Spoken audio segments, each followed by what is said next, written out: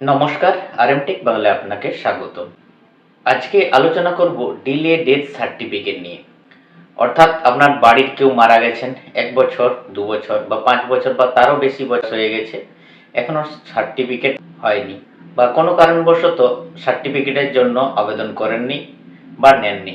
মৃত্যু সার্টিফিকেট নিয়ম অনুযায়ী ২১ দিনের মধ্যে মারা যাওয়ার আবেদন করতে হয়। তারপর সময় পেরিয়ে গেলে ডিলে ডেথ রেজিস্ট্রেশনের মাধ্যমে আবেদন করতে হয়। বর্তমানে ডেথ সার্টিফিকেট বিভিন্ন কাজে প্রয়োজন হচ্ছে, তাই death certificate delay death certificate অর্থাৎ আপনার বাড়ির কেউ মারা গেছেন তার সার্টিফিকেট নেই, তার সার্টিফিকেট কিভাবে বের করবেন পুরো ডিটেলসে জানাবো যে ডিলে ডেথ সার্টিফিকেট কিভাবে বানাবেন। এই ডিলে ডেথ সার্টিফিকেট বের করতে কি কি ডকুমেন্টস প্রয়োজন, কোথা থেকে কি ডকুমেন্ট সংগ্রহ করবেন এবং কিভাবে আবেদন করবেন। ভিডিওটি শেষ পর্যন্ত ভালো করে দেখে থাকলে আপনি নিজেই এই ডিলে ডেথ সার্টিফিকেট বের করে নিতে পারবেন। তার জন্য আর তৃতীয় কোনো ব্যক্তির ধরার প্রয়োজন হবে না। পুরো প্রসেসটা স্টেপ বাই স্টেপ জানাবো, কোথা থেকে কি ডকুমেন্ট সংগ্রহ করে কোথায় জমা করতে হবে, তাই শেষ পর্যন্ত মনোযোগ সহকারে ভিডিওটি দেখতে থাকুন। ডিলে ডেথ সার্টিফিকেট অর্থাৎ মারা যাওয়ার পর সময় মতো মৃত্যু সার্টিফিকেট সংগ্রহ না করে থাকলে পরে এই মৃত্যু সার্টিফিকেট কিভাবে বের করবেন, বা সেই সময় মারা যাওয়ার সময় মৃত্যু সার্টিফিকেট আবেদন করেননি বা বের করেননি কোনো কারণবশত, বর্তমানে এই মৃত্যু সার্টিফিকেট প্রয়োজন। তার জন্য আপনাকে এসডিও অফিসে এসডিও পারমিশন কপি জোগাড় করতে হবে। এসডিও পারমিশন কপি জোগাড় করার জন্য কী কী ডকুমেন্টসেরই প্রয়োজন এক এক করে এই ভিডিওটির মাধ্যমে জানাবো। তাই এই এসডিও পারমিশনের জন্য আপনাকে অনলাইনে আবেদন করতে হবে ই ডিস্ট্রিক্ট পোর্টাল থেকে। এই অনলাইনে আবেদন করার জন্য কী কী ডকুমেন্টস প্রয়োজন বা আপলোড করতে হয়, এই ডিলে ডেথ সার্টিফিকেট বের করার জন্য যে সমস্ত ডকুমেন্টসগুলো আপনার প্রয়োজন এক এক করে অনলাইন অ্যাপ্লিকেশন, যেটা ই ডিস্ট্রিক্ট পোর্টাল থেকে আপনাকে অনলাইন অ্যাপ্লিকেশনটি করতে হবে। এরপর হচ্ছে ইনকোয়ারি রিপোর্ট। ইনকোয়ারি রিপোর্ট হচ্ছে ফর ডিলে বার্থ এবং ডেথের ক্ষেত্রে আপনাকে ইনকোয়ারি রিপোর্টটা কিন্তু প্রয়োজন হয়। এরপর হচ্ছে নন অ্যাভেলেবিলিটি সার্টিফিকেট, যেটা ফর্ম 10, এই সার্টিফিকেটটাও প্রয়োজন। 4 নম্বর হচ্ছে ফর্ম 2 ডেথ রিপোর্ট, অর্থাৎ ডেথ সার্টিফিকেটের জন্য যে আবেদনের যে ফরম্যাট, সেই ফর্ম 2। এরপর হচ্ছে ডক্টরস রিপোর্ট, যে মারা গেছে যে ব্যক্তি তার একটা ডক্টর সার্টিফিকেট প্রয়োজন। এরপর হচ্ছে ক্রিমেশন বা বুরিয়াল সার্টিফিকেট, যে মারা যাওয়ার সময় বা দাহ করার সময় যে সমস্ত ব্যক্তিরা উপস্থিত ছিল সেই তাদের একটা ফরম্যাট হয় ক্রিমেশন বা বুরিয়াল সার্টিফিকেট, যেটা গ্রাম পঞ্চায়েতের প্রধান কাছ থেকে পেয়ে যাবেন। এরপর হচ্ছে কোর্ট অ্যাফিডেভিট, যেটা কোর্টের থেকে পেয়ে যাবেন। এরপর হচ্ছে আবেদনকারীর রেশন কার্ড বা ভোটার কার্ড বা আধার কার্ড। এরপরে যে মারা গেছে যার সার্টিফিকেট বের করবেন তার ডকুমেন্টস, অর্থাৎ ভোটার কার্ড বা আধার কার্ড। এরপর হচ্ছে ডিক্লারেশন, গ্রামবাসী বা প্রতিবেশীদের ঘোষণাপত্র 5 জনের, যেখানে 5 জনেরই আধার কার্ডের নাম্বার উল্লেখ থাকবে। এই সমস্ত ডকুমেন্টসগুলো আপনাকে সংগ্রহ করতে আবেদন করার জন্য। এবার আসি কোন ডকুমেন্টস কোথা থেকে পাবেন। প্রথমেই আপনি ডেথের জন্য আবেদন করছেন, সেই ফর্ম 2 ডেথ রিপোর্ট, এই ফর্মটি আপনাকে সংগ্রহ করতে হবে। এই ফর্মটি আপনি গ্রাম পঞ্চায়েত অফিস থেকে পেয়ে যাবেন। এছাড়াও জন্ম মৃত্যুর যে পোর্টাল আছে সেই পোর্টালে গিয়েও আপনি অনলাইনের মাধ্যমে ডাউনলোড করে নিতে পারবেন ফর্ম 2। মৃত ব্যক্তির ডিটেলস এই ফর্মটিতে ফিল আপ করতে হবে আবেদন করার জন্য। এরপর হচ্ছে দ্বিতীয় নন অ্যাভেলেবিলিটি সার্টিফিকেট। এই সার্টিফিকেটটি কিন্তু আপনাকে সবার আগে সংগ্রহ করতে হবে, অর্থাৎ সবার আগে এটি আপনাকে ফিল আপ করতে হবে। অর্থাৎ আপনি গ্রাম পঞ্চায়েতে এই সার্টিফিকেটটি পেয়ে যাবেন ফর্ম 10 নন অ্যাভেলেবিলিটি সার্টিফিকেট, অর্থাৎ যে গ্রাম পঞ্চায়েতের এলাকায় আপনার বাড়ি বা বসবাস করেন সেই গ্রাম পঞ্চায়েত থেকে এই সার্টিফিকেটটা আপনাকে দেওয়া হবে নন অ্যাভেলেবিলিটি সার্টিফিকেট। অর্থাৎ সেই গ্রাম পঞ্চায়েতে যে মারা গেছে তার নথি ওই গ্রাম পঞ্চায়েতে যে নথিভুক্ত নাই তা এই সার্টিফিকেটে উল্লেখ থাকবে। গ্রাম পঞ্চায়েতের প্রধান কাছ থেকে সাব রেজিস্ট্রার হিসেবে এই সার্টিফিকেটটা পাবেন। এরপর হচ্ছে ডক্টর রিপোর্ট সার্টিফিকেট, অর্থাৎ মৃত ব্যক্তি যখন মারা যায় সেই সময় যে ডাক্তার উপস্থিত ছিলেন, মৃত ব্যক্তির চিকিৎসার যে ডাক্তার করছিলেন সেরকম কোনো একটি ডাক্তারের কাছ থেকে একটি সার্টিফিকেট প্রয়োজন, যেখানে নাম, তারিখ, সময়, কী কারণে মারা গেছে সেটাও সার্টিফিকেটে সাধারণত উল্লেখ থাকে। তাই একটি ডক্টর সার্টিফিকেট প্রয়োজন।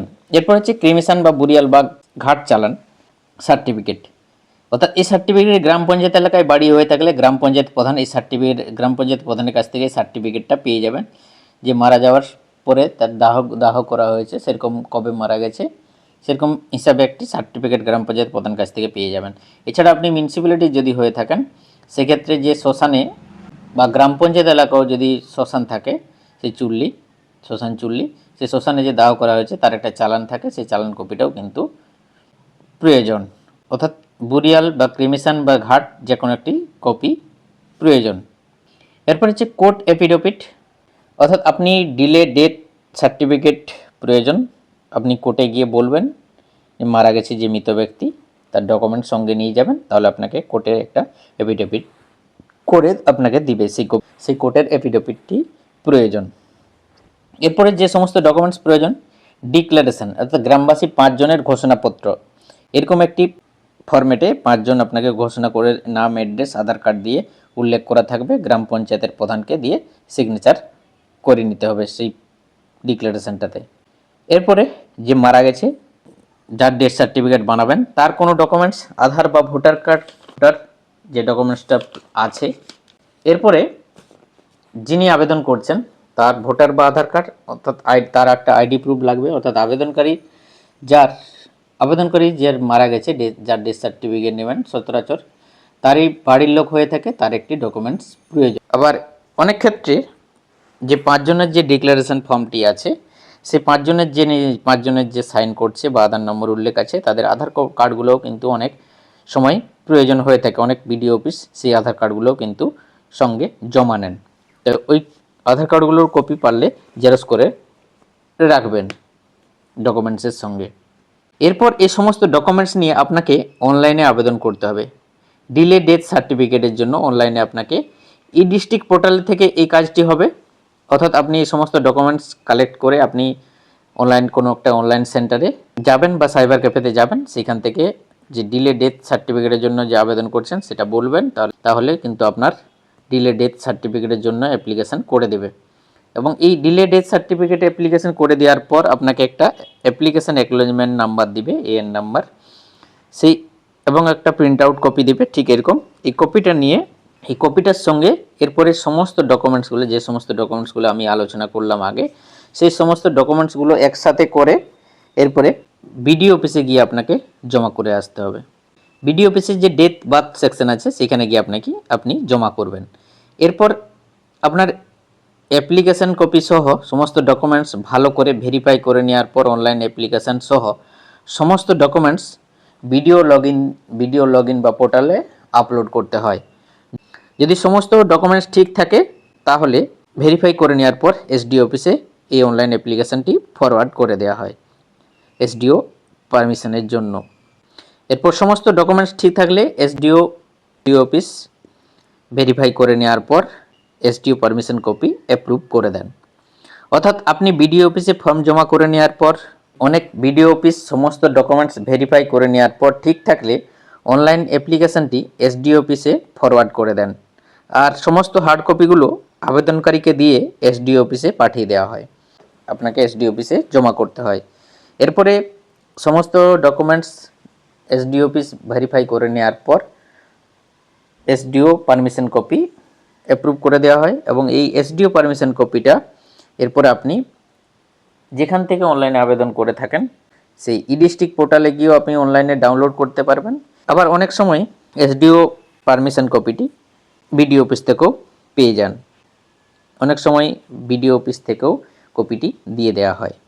আবার অনেক বিডিও অফিস আপনি অনলাইন অ্যাপ্লিকেশন করে নেওয়ার পর সমস্ত ফর্ম সহ সমস্ত ডকুমেন্টসের সঙ্গে জমা করলে বিডিও অফিসে আপনার সমস্ত ডকুমেন্টস ভেরিফাই করে নেওয়ার পর এসডিও অফিসে অনলাইন অ্যাপ্লিকেশানটি ফরওয়ার্ড করে দেন, এবং সমস্ত হার্ড কপিগুলো একসাথে করে অর্থাৎ একসঙ্গে 4-5টি ডকুমেন্টস বা ডেথের যে অ্যাপ্লিকেশান পড়ে সেই সমস্ত ডকুমেন্টসের সঙ্গে হার্ড কপিগুলো ভিডিও এনকোয়ারি ফরম্যাট সহ, ভিডিওর যে এনকোয়ারি ফরম্যাট হয় সেই ফরম্যাট সহ ভিডিও ফরওয়ার্ডেড লেটারের সঙ্গে ভিডিও অফিসিয়াল এসডি অফিসে জমা করে আসেন। অর্থাৎ এই দুটি পদ্ধতিতেও দুটি পদ্ধতিতে সাধারণত এই কাজগুলো সম্পন্ন হয়ে থাকে। অর্থাৎ এক্ষেত্রে বিডিও অফিসে আবেদনকারী জমা করে দিলেই হয়ে যাবে, যা করার অফিসিয়াল করবে। এরপরে বিডিও অফিসিয়াল জমা করা হার্ড কপিগুলি দেখে সব ঠিকঠাক থাকলে এরপরে এসডি অফিস জমা করা হার্ড কপিগুলি দেখে সব ঠিকঠাক থাকলে এসডিও অ্যাপ্রুভ করে দেন। এরপর আবার জমা পড়া হার্ড কপিগুলো সহ এসডিও পারমিশন কপিটি বিডিও অফিস থেকে পেয়ে যান। এরপর আবার জমা পড়া হার্ড কপিগুলো এসডিও পারমিশন করে দেওয়ার পর বিডিও অফিস থেকে আপনি এসডিওর যে পারমিশন কপিটি সেটা বিডিও অফিস থেকেও পেয়ে যান বা বিডিও অফিস থেকে দিয়ে দেওয়া হয়, বা অনেক সময় ই ডিস্ট্রিক্ট পোর্টাল থেকে ডাউনলোড করে নেওয়ার কথাও বলা হয়। এই পারমিশন কপি পেয়ে যাওয়ার পর আপনার যে জমা করা ফর্মগুলো বা ডকুমেন্টসগুলো, সেই ডকুমেন্টসগুলো অনেক সময় বিডিও অফিস অরিজিনাল কপি বা হার্ড কপিগুলো রেখে দেন, আবার অনেক সময় ডকুমেন্টসগুলো স্ক্যান করে রেখে দেন এবং আপনাকে যে হার্ড কপিগুলো সেগুলো আপনাকে রিটার্ন করে দেন। তো এই ক্ষেত্রে আপনি দুটো সেট করে রাখবেন। সেক্ষেত্রে আপনি এই ডকুমেন্টসগুলো সমস্ত ডকুমেন্টস দুটো সেট করে রাখবেন। একটা আপনি বিডিও অফিসে জমা করছেন, অর্থাৎ বিডিও অফিস যদি আপনার এই কপিগুলো রেখে দেন সেক্ষেত্রে বিডিও অফিসে এক সেট থেকে যাবে, এবং আরেক সেট যেহেতু এসডি অফিস পারমিশন করে নেওয়ার পর এরপরে হচ্ছে আপনার যে কাজটা, এরপরে এসডিও পারমিশন কপিটা পেয়ে যাওয়ার পর এই হলো এসডিও পারমিশন কপি পাওয়ার সম্পূর্ণ প্রসেস। এরপর আপনি বিডিও অফিস থেকে সমস্ত ডকুমেন্টস যেগুলো জমা করেছিলেন সেই ডকুমেন্টসগুলো আপনাকে দিয়ে দিতে পারে, তাই এই ডকুমেন্টসগুলো আপনি সংগ্রহ করে নেবেন। আবার অনেক সময় আপনি যে ডকুমেন্টসগুলো জমা করেছেন বিডিও অফিসে সেই ডকুমেন্টসের সেট দুটো বানিয়ে রাখবেন।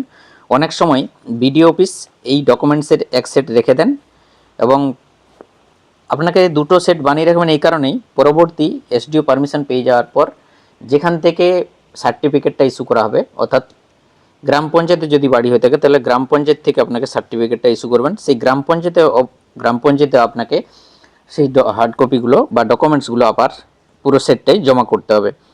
তাই বিডিও অফিসে এসডিও পারমিশন কপি পেয়ে যাওয়ার পর বিডিও অফিস থেকে এসডিও পারমিশন কপি পেয়ে যাওয়ার পর এই হার্ড কপি সহ এরপর আপনাকে গ্রাম পঞ্চায়েতে গিয়ে ডিলে ডেথ সার্টিফিকেটের জন্য আবেদন করতে হবে। এই হলো এসডিও পারমিশন পাওয়ার সম্পূর্ণ প্রসেস। এরপর ডেথ সার্টিফিকেটের জন্য আপনাকে আবেদন করতে হবে।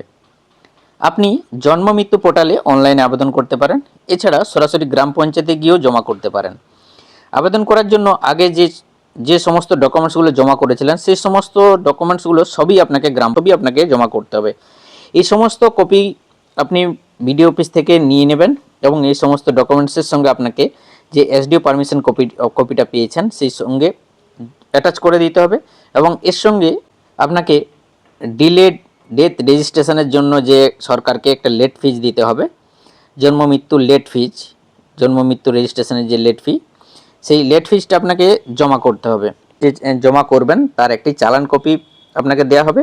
সেই চালান কপিটা কিন্তু সমস্ত ডকুমেন্টসের সঙ্গে অ্যাটাচ করতে হবে, অর্থাৎ আগে যে ডকুমেন্টসগুলো আলোচনা করা হয়েছিল তার সঙ্গে এই এসডিও পারমিশন কপি এবং যে লেট ফিজ যে চালান কপি, এই দুটো ডকুমেন্টস কিন্তু তার সঙ্গে যুক্ত হবে।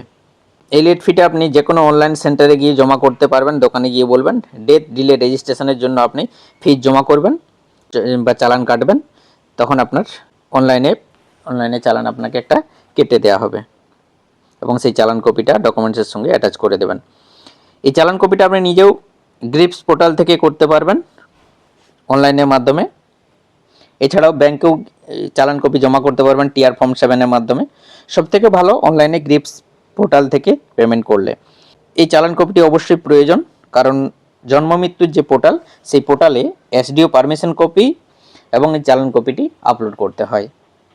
সমস্ত যে আগের ডকুমেন্টসের সঙ্গে এই দুটি ডকুমেন্টস অবশ্যই প্রয়োজন হয়ে থাকে। এরপরে ডিলে ডেথ সার্টিফিকেট অনলাইনে আবেদন করতে পারেন, এছাড়া সরাসরি গ্রাম পঞ্চায়েত অফিসে গিয়েও সমস্ত ডকুমেন্টসের সহ জমা করতে পারেন এবং সেখান থেকে ডেথ সার্টিফিকেট পেয়ে যাবেন।